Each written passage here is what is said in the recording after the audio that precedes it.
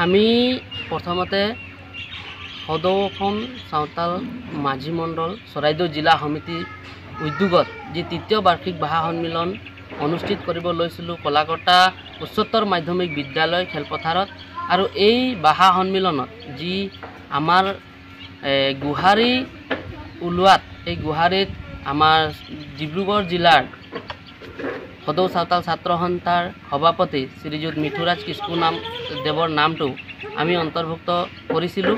আৰু তেখেতৰ নামটো থকাৰ কাৰণে আমাৰ চৰাইদেউ জিলাৰ চাওতাল ছাত্ৰ সন্থাই আমাক তেখেতসকলে তেখেতৰ নামটো ৰাখিব নালাগে বুলি আমাক প্ৰেছাৰ দিয়াত আমি তেখেতৰ নামটো উঠাই উদযাপন সমিতিৰ পেডত আমি লিখি দিবলৈ বাধ্য হৈছিলোঁ।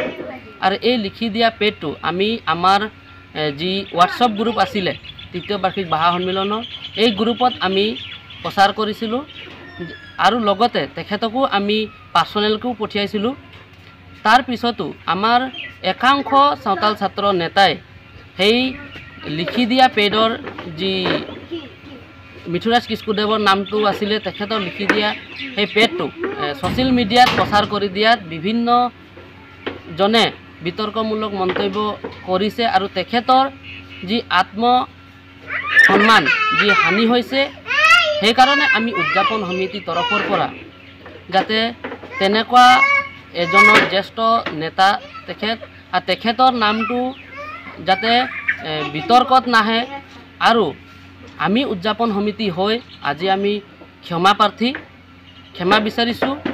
লগতে আমি আজিৰ দিনৰ পৰা সকলোকে আমি এটাই কথা ক'ব বিচাৰিছোঁ যে আগন্তুক যি 29-30 মাৰ্চত যি ভাষা সন্মিলন হ'ব, এই ভাষা সন্মিলনত সকলোৱে যাতে সহযোগ কৰে আৰু সুন্দৰভাৱে আমি এই ভাষা সন্মিলনটো পাতিব পাৰোঁ, তাৰ কাৰণে আমি উদযাপন সমিতিৰ তৰফৰ পৰা অনুৰোধ জনাইছোঁ আৰু নিমন্ত্ৰণ জনাইছোঁ। লগতে আমি আজিৰ এই সংবাদ মাধ্যমৰ যোগেদি পুনৰ ডিব্ৰুগড় জিলাৰ মিঠুৰাজ কিস্কুদেৱক আমি এই ভাষা সন্মিলনত নিমন্ত্ৰণ জনাইছোঁ।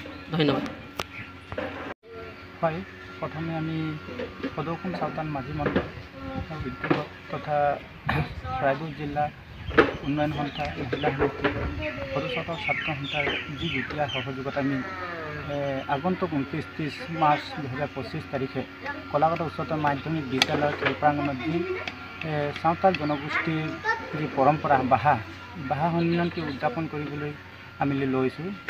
আৰু এই ক্ষেত্ৰত আমি আমাৰ গুহাৰী চপোৱাত কিছুমান ভুল ক্ৰুটি ৰৈ যোৱাৰ কাৰণে বৰ্তমান এটা বিতৰ্কমূলক পৰিস্থিতিৰ সৃষ্টি হৈছে।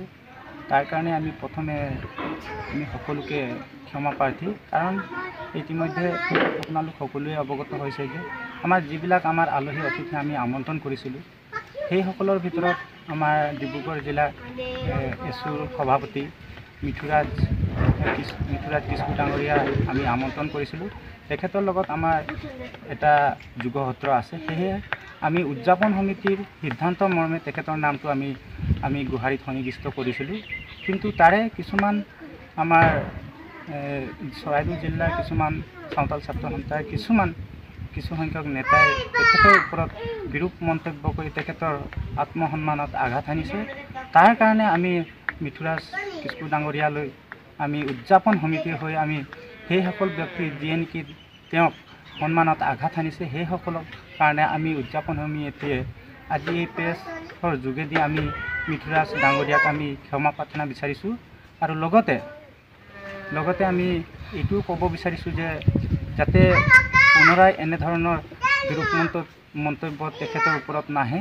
আৰু আমি সকলোৱে মিলি একত্ৰিতভাৱে আমি এই আগন্তুক ভাষা সন্মিলনটো আমি এটা ৰমক ঝমক এটা আগতকৈ দুগুণ উৎসাহেৰে আমি পাতিবলৈ বিচাৰিছোঁ। আৰু সকলোৱে যাতে আমাৰ এই অনুষ্ঠানটো সাফল্যমণ্ডিত কৰে, তাৰ কাৰণে সকলোকে আমি পুনৰবাৰ গুহাৰি জনাইছোঁ।